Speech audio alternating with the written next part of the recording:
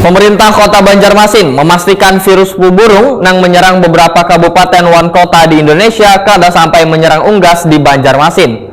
Untuk mengantisipasi serangan virus flu burung, maka Dinas Ketahanan Pangan Pertanian wan Perikanan Banjarmasin beberapa waktu lalu telah memberi vitamin, pembersihan wan penyemprotan desinfektan pada kandang hewan ternak sapi wan ayam di rumah pemotongan hewan Banjarmasin.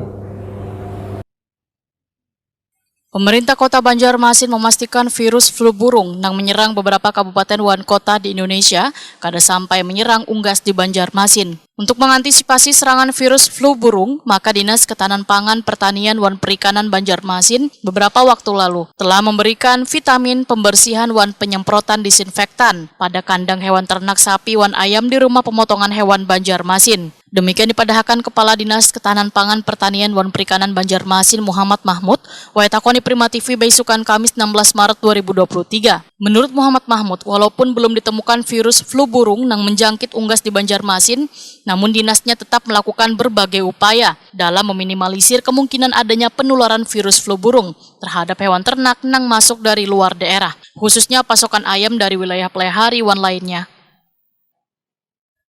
Kalau flu burung ya, kalau dikatakan pengaruh ya memang selalu ada, karena kan di yang flu burung ini kan kalau di tingkat peternak, tapi bukan di Banjarmasin, yang ternak yang penyedia seperti yang sampai puluh ribuan ekor itu kan mungkin saja kita pengaruh bisa dengan jumlah daging dan juga telur juga bisa pengaruh, tapi mereka juga pasti mengantisipasi hal-hal tersebut yang pengaruh kepada.